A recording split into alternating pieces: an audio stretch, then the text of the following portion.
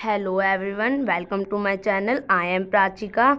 तो आज हम इस वीडियो में देखते हैं भारत की खोज क्लास 8 भारत की खोज का लास्ट चैप्टर 9 दो पृष्ठभूमियाँ भारतीय और अंग्रेजी हमारी कंप्लीट हो गई है। अब बचा है उपसंहार। तो हम इस वीडियो में वो कवर करते हैं पार्ट 2। तो बस हम स्टार्ट करते हैं। क्या कहना चाहते हैं। तो देखिए, इसमें है भारत की खोज, मैंने क्या खोजा क्या पाया है। तो इसमें ये नेहरू जी लिखते हैं कि भारत की खोज मैंने क्या खोजा इसमें और मैंने क्या पाया। यह कल्पना करना कि मैं उसका पहरा पर्दा हटाकर यह देख सकूंगा कि वह अपने वर्तमान रूप में क्या है और उसका लंबा अतीत क्या होगा, मेरी अनधिकार चेष्टा थी। तो नेहरू जी कहते हैं कि मैं ये चाहता था कि भारत का अतीत क्या है, इसका वर्तमान क्या है, क्या होने वाला है। तो ये मतलब मेरी ऐसी चेष्टा थी जो शायद पूरी तरीके से सफल ना हुई हो। भारत एक भौगोलिक और आर्थिक सत्ता है। भौगोलिक मतलब जियोग्राफिकल और इकोनॉमिक पावर है भारत।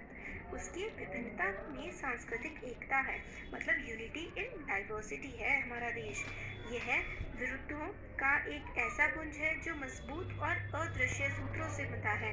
तो विरुद्धों मतलब बहुत सी अलग अलग चीज़ें, अलग अलग धर्म हैं, अलग भाषाएं हैं, अलग कल्चर है और अलग ज्योग्राफी भी है। उसके बावजूद भी ये देश बहुत मजबूत है और बहुत ही अच्छे से बंधा हुआ है एक दूसरे के साथ।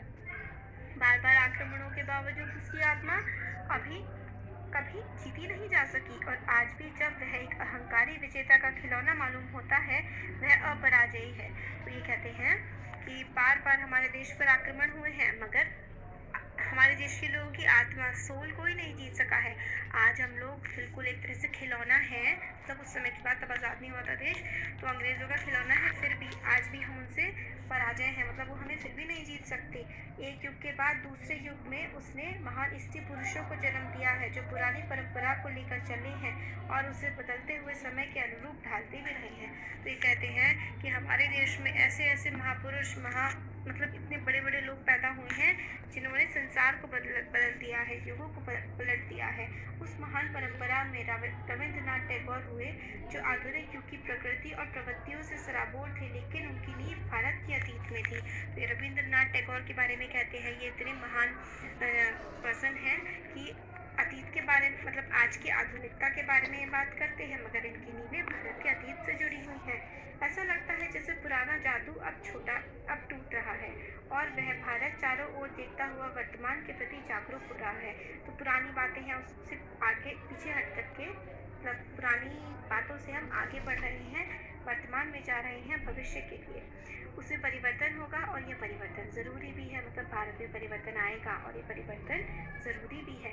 फिर भी वह पुराना सम्मोहन बना रहेगा और उसकी जनता के हितों को बांधे रखेगा।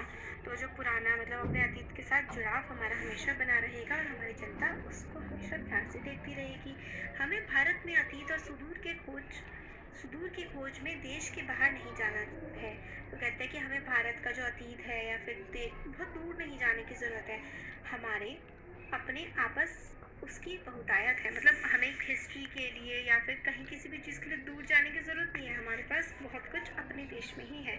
अगर हम विदेशों में जाते हैं तो केवल वर्तमान की तलाश में, यह तलाश ज़रूरी है क्योंकि उससे अलग रहने का अर्थ है पिछड़ापन और क्षय। तो कहते हैं कि अगर हमें प्रेजेंट में और आगे बढ़ना है या फिर प्रेजेंट में और ग्रो करना है तो हमें दूसरे देशों में जाना पड़ेगा, उनकी चीज़ों को भी हमें अपनाना पड़ेगा, वरना हम पिछड़े रह जाएंगे। जीवन अधिक अंतर्राष्ट्रीय होता जा रहा है। इस आने वाले अंतर्राष्ट्रीयवाद में हमें अपनी भूमिका निभानी है। तो जो लाइफ है वो बहुत ज़्यादा इंटरनेशनल होती जा रही है और बहुत देर से हम लोग जुड़ रहे हैं, तो इसमें हमें अपनी भूमिका निभानी पड़ेगी। इस उद्देश्य की पूर्ति के लिए हमें यात्राएं करनी है, औरों से मिलना है, उनसे सीखना है और उन्हें समझना है। सच्ची अंतर्राष्ट्रीयता कोई ऐसी हवाई चीज़ नहीं है जिसकी ना कोई बुनियाद और ना लंगर का। तो कहते हैं कि अंतर्राष्ट्रीयता, इंटरनेशनलिज्म, हम लोग को अलग अलग देशों में जाना है, उनसे मिलना है, उनसे सीखना है। तो अंतर्राष्ट्रीयवाद जो है, मतलब पूरे दुनिया को एक तरह से समझ लेना, ये हमें करना ही पड़ेगा। उसे अंतर्राष्ट्रीयवाद राष्ट्रीय संस्कृतियों से बाहर निकालना है और आज वह स्वतंत्र, समानता और सच्ची अंतर्राष्ट्रीयता के आधार पर ही उन्नति कर सकता है। तो कहते हैं नेहरू जी कि कोई भी देश है वो अगर पूरी तरीके से इंडिपेंडेंट होना चाहता है या हर किसी देश के बराबर होना चाहता है तो उसको इंटरनेशनलिज्म को अपनाना ही पड़ेगा। हर देश से बाहर के दूसरे देशों से अच्छी चीज़ें लेनी ही पड़ेंगी। हम किसी मामूली देश के नागरिक नहीं हैं।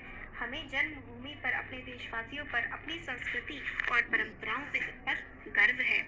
यह गर्व किसी ऐसे रोमांचक इतिहास के लिए नहीं होना चाहिए जिससे हम चिपटे रहना चाहते हैं, ना ही अपने ढंग से भिन्न औरों के ढंग को समझने में इससे कठिनाई होनी चाहिए। इसके कारण हमें अपनी कमजोरियों और सफलताओं को कभी नहीं भूलना चाहिए और ना ही उनसे छुटकारा पाने की इच्छा। तो कहते हैं कि हमारा जो इतिहास है इसका ये मतलब, तो नेहरू जी कहते हैं कि इतिहास से ये नहीं है कि आप बिल्कुल चिपक ही जाएं, इतिहास के बारे में ही सोचते रहें या फिर इतिहास में जो अच्छी चीज़ें हुई हैं उनके से जुड़ जाएं। ऐसा नहीं है। इतिहास की जो अच्छी चीज़ें हैं उनसे जुड़ें और वर्तमान में अच्छाइयाँ करने के लिए हमें क्या होना चाहिए, आगे बढ़ते रहना चाहिए, अपनी सफलता असफलता सबको अपनाते हुए।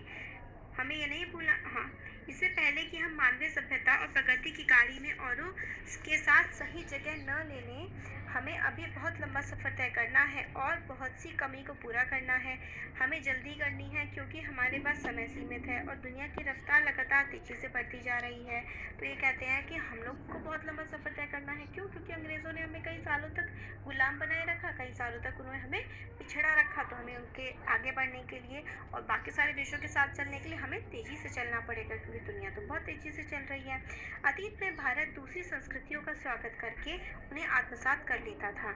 आज इस बात की कहीं अधिक आवश्यकता है क्योंकि हम भविष्य की उस एक दुनिया की तरफ बढ़ रहे हैं जहाँ राष्ट्रीय संस्कृतियाँ मानव जाति की अंतर्राष्ट्रीय संस्कृति में घुल मिल जाएंगी। तो कहते हैं कि हमेशा से भारत ने क्या किया है, दूसरी संस्कृतियों को अपने गले लगाया है, मिलजुल कर रहना सीखा है। तो आज भी हमें यही ज़रूरत है कि हम घुल मिलकर हर संस्कृति के साथ रहना सीखें। हमें जहाँ भी समझदारी, ज्ञान, मित्रता और सहयोग मिलेगा हम वहीं उसकी तलाश करेंगे और हम सामूहिक कामों में सबके साथ सहयोग करेंगे। तो कहते हैं कि हम लोग को जहाँ से सहयोग मिलेगा, जहाँ से हम लोग साथ मिलकर के काम कर पाएंगे, हम ज़रूर करेंगे। लेकिन हम दूसरों की कृपा के सहारे के प्रार्थी नहीं हैं। इस तरह हम सच्चे भारतीय और एशियाई होंगे और साथ ही अच्छे अंतर्राष्ट्रीयवादी और विश्व नागरिक होंगे। तो कहते हैं कि हमें इसका मतलब हम कमज़ोर नहीं हैं, हमें सबके साथ चलना है। इसका मतलब ये नहीं है कि हमें सहायता की ज़रूरत है। हम दोस्त बनाएंगे, सच्चे भारतीय रहेंगे, एशिया के और पूरे विश्व के सच्चे और अच्छे नागरिक बनेंगे। तो ये हमारा चैप्टर ना पूरा कंप्लीट हो गया है, हमारी बुक भी कंप्लीट। तो स्टूडेंट्स, हमारी भारत की खोज बुक कंप्लीट हो चुकी है। तो फर्स्टली कॉन्ग्रेचुलेशंस कि आप 9th के स्टूडेंट बनने वाले हो। तो इसी की खुशी में मैं आपसे एक क्वेश्चन पूछती हूँ कि आपने भारत की खोज बुक फुल्ली कंप्लीट पढ़ ली है, तो आप मेरे को एक आंसर दीजिए कि भारत की खोज किसने की थी। ये मुझे ज़रूर कमेंट सेक्शन में कमेंट करके बताएं। And thank you for watching my video. Like, share and subscribe my channel also. Thank you.